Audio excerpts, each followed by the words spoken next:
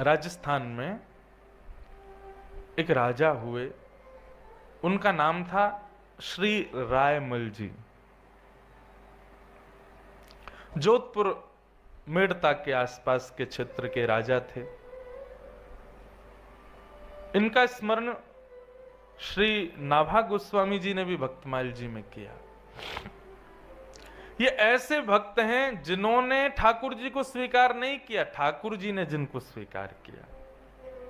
क्षत्रिय भेष में रह करके राजकीय अपना शासन करते हुए ठाकुर जी के प्रिय बने। इनके पिताजी भी श्रेष्ठ योद्धा थे, परंतु इनके जो चाचा थे जयमल जी, रायमल जी के जयमल जी, वे पास के नगर के राजा थे। तो इनके पिताजी अधिकतर वहां पर चढ़ाई किया करते थे, कभी युद्ध के लिए जाया करते थे। अब की बार रायमल जी को भेजा कि आप जाओ, जाकर के अपने चाचा के शासन पर चढ़ाई कर दो। तो जयमल जी जो थे, भक्त तो थे भगवान के, संतों की सेवा तो करते थे, परंतु अभी सत्संग ना होने की वजह से उनको विवेक नहीं हुआ था कि मैं गलत कर रहा हूं कि सही। पिता की आज्ञा मान के बस कर देते थे। एक भाव अभी कुछ दिन पहले कथा में आया था बंधुओं, कि व्यक्ति भजन के मार्ग से कई बार इसलिए रुक जाता है कि मैं अपनी अवगुणों को छोड़ नहीं सकता, इसलिए मैं भजन क्यों करूं। कहीं कथा चल रही थी तो कोई आए, आकर के बोले कि महाराज जी मेरे घर में तो प्याज बनेगा ही बनेगा, मैं सेवा कैसे करूं ठाकुर जी की, मैं नाम जप कैसे करूं, मैं कथा कैसे सुनूं।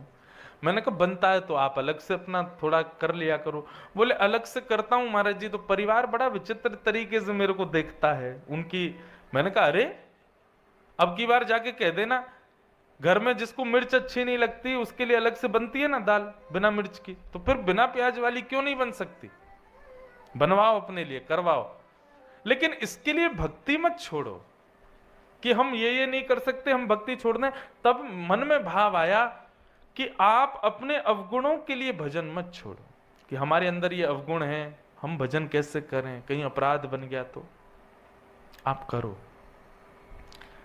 भजन, मेडिसिन है, दवाई है, औषधि है। औषधि धीरे धीरे असर करेगी।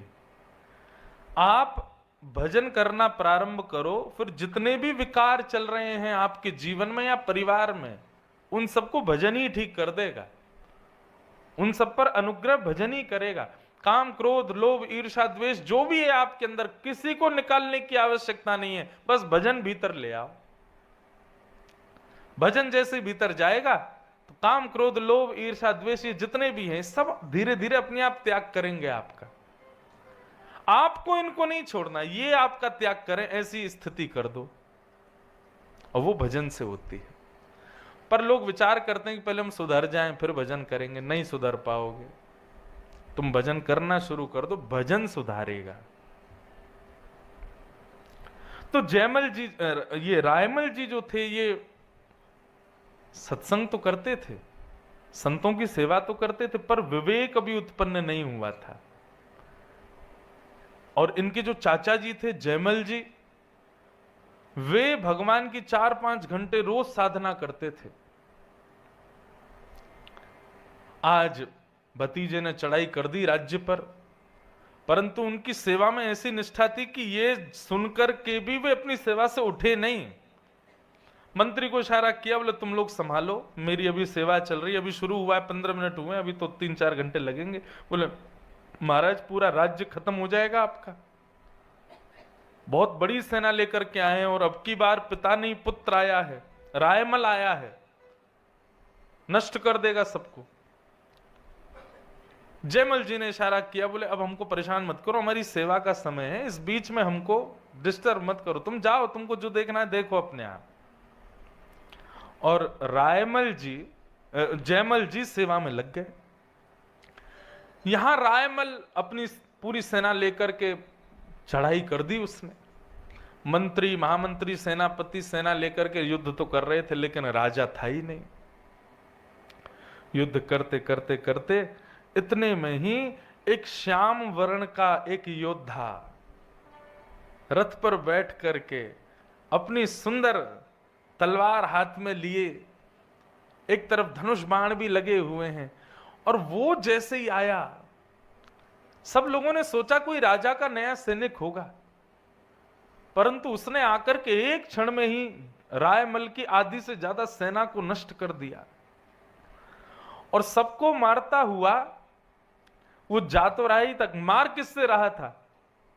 बोले कि पहले तो रूप से ही मार रहा था, सामने घोड़ा ले जाकर के खड़ा करता और ऐसे मुस्कुराता कि सामने वाला योद्धा बाण चलाना ही भूल जाता, और जैसे ही वो बाण चलाना भूलता तो ये बाण चला देता। इस प्रकार से आधी से ज्यादा सेना को उसने खत्म कर दिया और सबसे युद्ध करता हुआ अंत में रायमल जिसने चढ़ाई करी थी उसके समीप गए और उसके सामने जाकर के एक क्षण के लिए अपने कटाक्ष नेत्रों से उसको देखा, और देख करके हाथ में कोई तलवार जैसी थी उसका ऐसा स्पर्श कराया कि वो केवल छिव करके छाती से गई। मतलब इतना गहरा प्रहार नहीं था कि राजा गिर जाए, परंतु तलवार जैसी घुमाई, रायमल जी अपने घोड़ा पे से नीचे गिर गए और मूर्छित हो गए। युद्ध समाप्त। इतने में ही जयमल जी की सेवा पूरी हुई। जयमल जी को पता चला, बोले युद्ध समाप्त हो गया, रायमल की सेना हार गई। बोले महाराज एक श्याम वर्ण का आया था योद्धा, उसने पूरी सेना को ऐसे मारा और मार मूर के पता नहीं कहां भाग गया। आपके भतीजे रायमल भी मूर्छित पड़े हैं। जैसे ही पता चला मूर्छित पड़े, दौड़ करके गए, जा करके उसको उठाया, लेकर के अपने भवन में आए, उसको औषधि आदि दी। जैसे ही होश में आया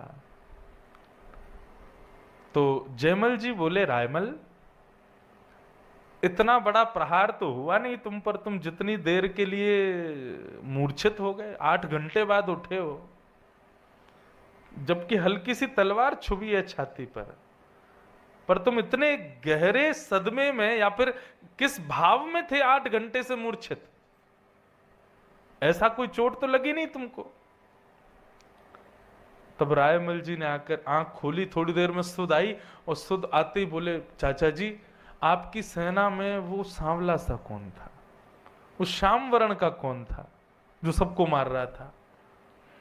बोले वो आकर के मेरे सामने खड़ा हुआ, उसने तलवार से कब मारा वो तो मुझे पता ही नहीं चला, पर उसने जब अपने कटाक्षों से मेरी ओर देखा, मेरी मृत्यु हो गई हो मानो, मेरे को ऐसा लगा मेरे हृदय में किसी ने खंजर घोंप दिया हो, मेरे प्राण जैसे निकल गए। देखने की इच्छा तो मेरी और थी कि मैं और देर तक उसको निहारूं, पर इतने में उसने तलवार चला दी। चाचा जी कौन है वो, मुझे एक बार उसको दिखा दो ना, मैं पिताजी से बात करूंगा, आइंदा आपके राज्य पर कभी चढ़ाई नहीं करेंगे, पर मुझे केवल आप एक काम कर दीजिए, वो सैनिक मुझको दे दीजिए, मैं दिन रात केवल उसको देखना चाहता हूं।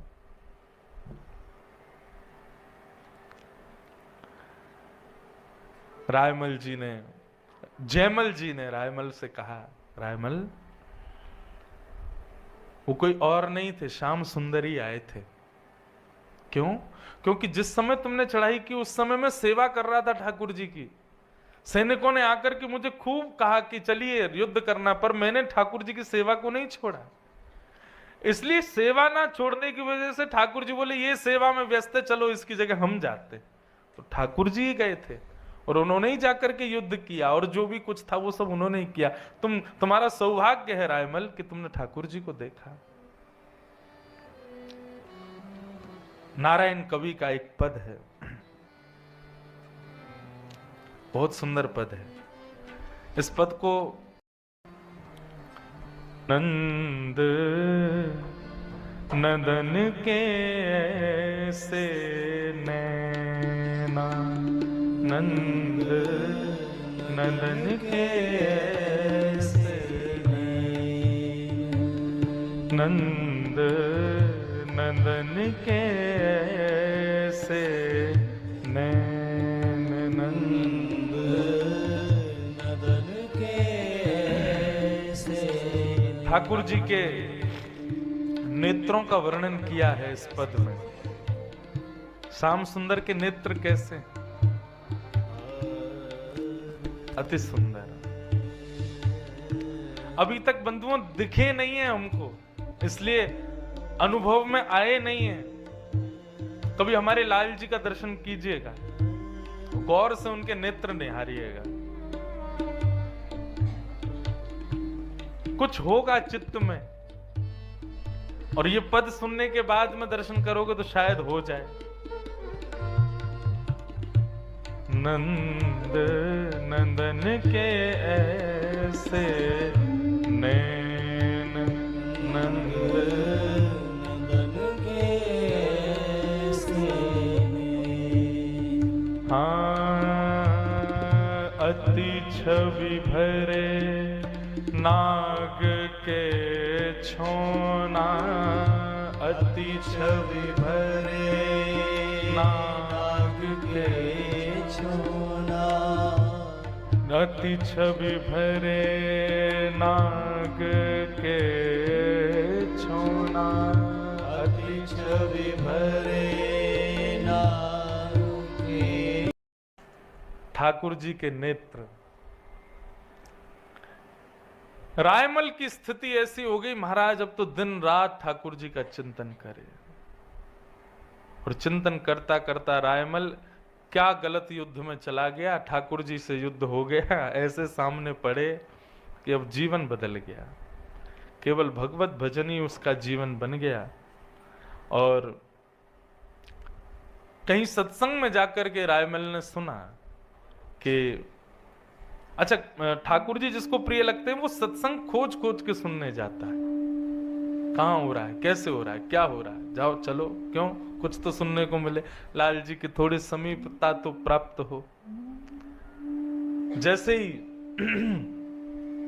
रायमल सत्संगों में जाता तो वहां किसी संत ने बताया, बोले वैष्णवों की सेवा करने वाले ठाकुर जी को बहुत प्रिय है। तब से रायमल ने संतों को घर बुला करके उनकी खूब सेवा करना प्रारंभ किया। चरण धोना, प्रसाद पवाना, दक्षिणा देना, माला पहनाना, तिलक करना। और यही उनकी पत्नी भी करती। एक दिन ऐसा हुआ, एक संत पधारे, उनके चरणों में प्रणाम करके रायमल ने कहा कि भगवान, हम सब संतों से एक ही आशीर्वाद मांगते हैं कि हमको श्याम सुंदर के प्रत्यक्ष दर्शन हो।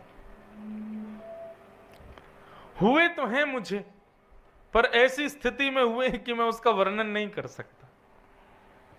मुझे फिर से वो छवि देखनी है। तब संत ने आज्ञा की, अच्छा नेत्र बंद करो। तो दोनों ने सोचा ये कुछ बोलेंगे, उससे हमको चित्त में दिखेंगे। नेत्र बंद किए दोनों ने, रायमल जी और उनकी पत्नी ने। कहा अब नेत्र खोलो। जैसे ही नेत्र खोले तो संत की जगह पर श्याम सुंदर खड़े हुए हैं।